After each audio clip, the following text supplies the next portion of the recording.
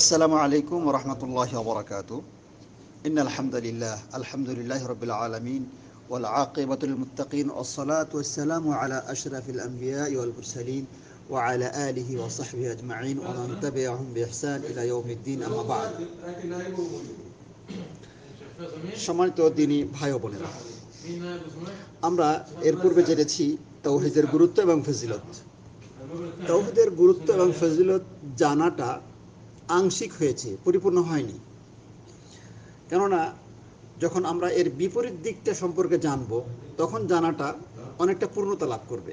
তাওহীদের গুরুত্ব তো জানলাম, ফজিলত জানলাম, কিন্তু তাওহীদের বিপরীত যেটা, সেটার ভয়াবহতাটা জানা দরকার। তাওহীদের ঠিক উল্টো, ঠিক বিপরীতটা হলো শিরক। শিরক করলে আমাদের জীবনে কি ক্ষতি হয়, আমাদের ইমানের কি ক্ষতি হয়, পরকালে আমাদের জন্য কি বিপর্যয় আছে, কি ক্ষয়ক্ষতি আছে, এটা জানলে আমরা তাওহীদের গুরুত্বটাও পরিপূর্ণ হবে বোঝাটা, এবং পাশাপাশি শিরকের বিষয়টাও, শিরকের ভয়াবহতাটাও জানা হবে। এখন আমরা আলোচনা করব শিরকের ভয়াবহতা। তো শিরক যদি বলা হয় কি, তাহলে তার সংক্ষেপ উত্তর হলো যে তাওহীদের বিপরীত হলো শিরক। আচ্ছা, এবার শিরকের ভয়াবহতা। 1 নাম্বার, শিরক ক্ষমার অযোগ্য অপরাধ। শিরককারী ব্যক্তি মৃত্যুর পূর্বে তওবা না করে মারা গেলে তাকে জাহান্নাম থেকে বের করার আর কোনো রাস্তা নেই, তাকে ক্ষমার কোনো উপায় নাই। আল্লাহ সুবহানাহু ওয়া তাআলা ঘোষণা করেছেন তার জন্য কোনো ক্ষমা নেই।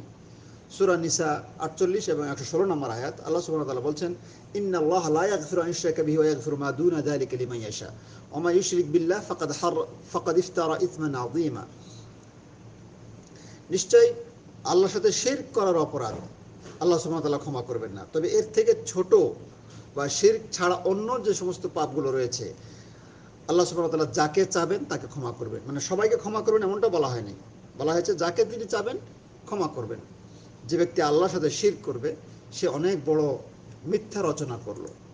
এই আয়াতের মধ্যে দেখা গেছে যে শিরক হলো, যদি তওবা না করে মারা যায় তাহলে ক্ষমার অযোগ্য অপরাধ বলে প্রমাণিত হবে। অবশ্য তওবা করলে আল্লাহ সুবহানাহু ওয়া তাআলা ক্ষমা করে দিবেন। এরপরে আরেকটি পয়েন্ট হলো যে শিরককারী ব্যক্তির জন্য আল্লাহর জান্নাত চিরতরে হারাম। যদি তওবা না করে মারা যায় তাহলে তার জন্য জান্নাত হারাম। এ সম্পর্কে সূরা মায়দার 72 নম্বর আয়াতে আল্লাহ সুবহানাহু ওয়া তাআলা বলছে, ইন্নাহু মান ইউশরিক বিল্লাহ ফাকাদ হারামাল্লাহু আলাইহিল জান্নাহ ওয়া মাওয়াহুন নার ওয়া মা লিয-যালিমিন মিন আনসার। নিশ্চয় যে ব্যক্তি আল্লাহর সাথে শিরক করবে, আল্লাহ সুবহানাহু ওয়া তাআলা তার জন্য আল্লাহর জান্নাত হারাম করে দিবেন। তার ঠিকানা হবে জাহান্নাম, তাকে আগুনে রাখা হবে, এবং জালেমদের জন্য মুশরিকদের জন্য কোনো সাহায্যকারী থাকবে না, কেউ হেল্প করতে আসবে না। 3 নম্বর হলো শিরককারী শিরকি আমল একটা মানুষ করলো, করার পরে দেখা গেল যে তার অনেক নেক আমলও তো রয়েছে। একটা মানুষ সারা জীবন তাহাজ্জুদের সালাত আদায় করেছে ইখলাসের সাথে, ওযু করেছে, সিয়াম পালন করেছে, ফরজ নফল, দান সদকা করেছে, কিন্তু হজ ওমরা ইত্যাদি করেছে। হজ করে যাওয়ার সময় মাজারে হয়তো 1টা টাকা দিয়েছে, তো এটা একটা শিরক হয়েছে, কিন্তু তার অন্যান্য আমল তো রয়েছে।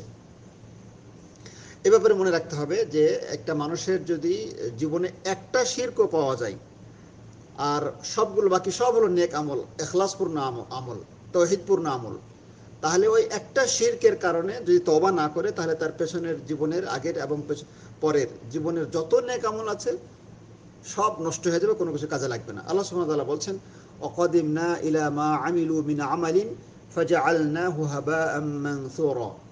তার আল্লাহ সুবহানাহু ওয়া তাআলা বলছেন, তাদের আমলের প্রতি আমি অগ্রসর হব এবং সেগুলোকে বিক্ষিপ্ত ধূলিকণায় পরিণত করে দেব। তো যারা আল্লাহর সাথে শিরক করবে, বিক্ষিপ্ত ধূলিকণা হাবা মানসুরা বলতে বোঝানো হয়েছে, বিশেষ করে শীতকালে আমরা দেখি যে খোলা জানালা দিয়ে সকালবেলা যখন সূর্যের আলো প্রবেশ করে ঘরের মধ্যে, তখন আমরা সেই আলোতে আড়াআড়িভাবে দেখলে দেখব যে অজস্র ধূলিকণা উড়াউড়ি করছে, উড়ে বেড়াচ্ছে। এই ধূলিকণাগুলো ধরা যাবে না, কিংবা ওগুলো দিয়ে আমাদের কোনো উপকারে আসবে না।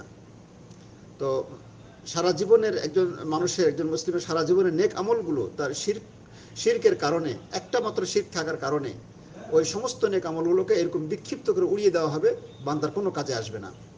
তাহলে শিরক কত ভয়াবহ অপরাধ, এবং তাহলে তাওহীদ কত গুরুত্বপূর্ণ আমাদের জন্য। 4 নম্বর হলো, শিরক যদি কেউ করে তাহলে শুধু সাধারণ মানুষের যে আমল নষ্ট হবে তা না, মানে বড় থেকে বড় যত ইম্পর্টেন্ট ব্যক্তি হোক না কেন সবার আমল নষ্ট হয়ে যাবে। খুব গুরুত্বপূর্ণ কথা। আমরা অনেকে মনে করি যে আমাদের বড় হুজুরের বা আমাদের অমুক শাইখের আমল নষ্ট হবে না শিরক করলে। জি না, বাইতুল মোকাররমের ইমামও যদি বাইতুল্লাহর যদি ইমামও শিরিক করে, মসজিদে নববীর ইমামও যদি শিরিক করেন, অথবা বড় আলেম ওলামা পীর বুজুর্গ যেই হোক না কেন শিরিক যদি করে, তাহলে তাদের ক্ষমা নেই, সবার আমল বরবাদ হয়ে যাবে। দেখুন সূরা আনামের 88 নম্বর আয়াত, কয়েকটি আয়াত আগে থেকে যদি পড়ে আসা যায়, তাহলে এখানে প্রায় 18 জন বা 19 জন নবীর নাম আল্লাহ সুবহানাহু ওয়া তাআলা উল্লেখ করছেন। করার পরে শেষে 88 নম্বর আয়াতে এসে বলা হচ্ছে, আল্লাহ সুবহানাহু ওয়া তাআলা বলছেন ওয়ালাউ আশরাকু লাহাবাতা আনহুম মা কানু ইয়ামালুন, মানে এরাও যদি শিরক করত, তাওহীদ নষ্ট করত যদি, তাহলে এদেরও জীবনের সব আমল বরবাদ হয়ে যেত। সমস্ত আমল বলতে তাদের নবুয়ত, তাদের দাওয়াত, তাদের হিজরত, তাদের জিহাদ, তাদের তাহাজ্জুদ, তাদের মানে আমাল সালেহা, যত নেক আমল ছিল সব বরবাদ হয়ে যাবে। কার? সেখানে 18-19 জন নবীর নাম উল্লেখ করা আছে। ইব্রাহিম আলাইহিস সালাম, নূহ আলাইহিস সালাম, হুদ আলাইহিস সালাম, সুলাইমান, দাউদ, জাকারিয়া, মুসা, ঈসা, এইভাবে 18 জন নবীর নাম উল্লেখ করে আল্লাহ সুবহানাহু ওয়া তাআলা বলছেন যে এরাও যদি শিরক করত, তাহলে তাদের আমল বরবাদ হয়ে যেত।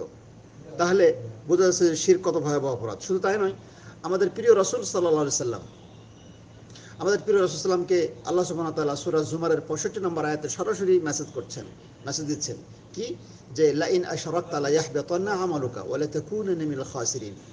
আয়াতটি আরেকটু পূর্বে থেকে যদি পড়া যায়, ওয়ালাকাদ উহিয়া ইলাইকা ওয়া ইলাল লাযিনা মিন ক্বাবলিকা, যে হে রাসূল আপনার কাছে সাল্লাল্লাহু আলাইহি সাল্লাম, আপনার কাছে এই মর্মে ওয়াহী দেওয়া হলো, মেসেজ দেওয়া হলো, পয়গাম দেওয়া হলো, এবং এই মেসেজটি আপনার পূর্বে যত নবী সবাইকে দেওয়া হয়েছে কি, যে যদি আপনি শিরক করেন তাহলে আপনার যাবতীয় আমল নষ্ট হয়ে যাবে এবং আপনি ক্ষতিগ্রস্তদের অন্তর্ভুক্ত হয়ে যাবেন, মানে জাহান্নামে চলে যাবেন।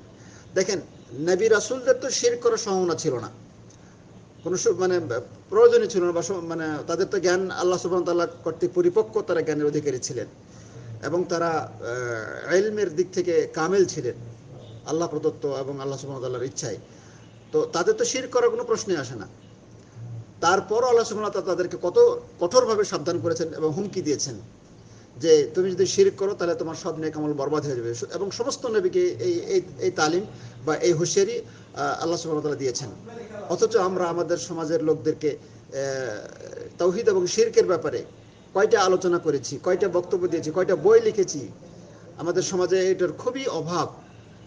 অথচ আল্লাহ সুবহানাহু ওয়া তাআলা নবী রাসূলদেরকেও ছাড়েন নাই যে এরা তো নবী রাসূল ওরা তো পাপ করবেই না, মানে শিরক তো করবেই না, কিন্তু না, তাদেরকেও আল্লাহ সুবহানাহু ওয়া তাআলা সাবধান করেছেন।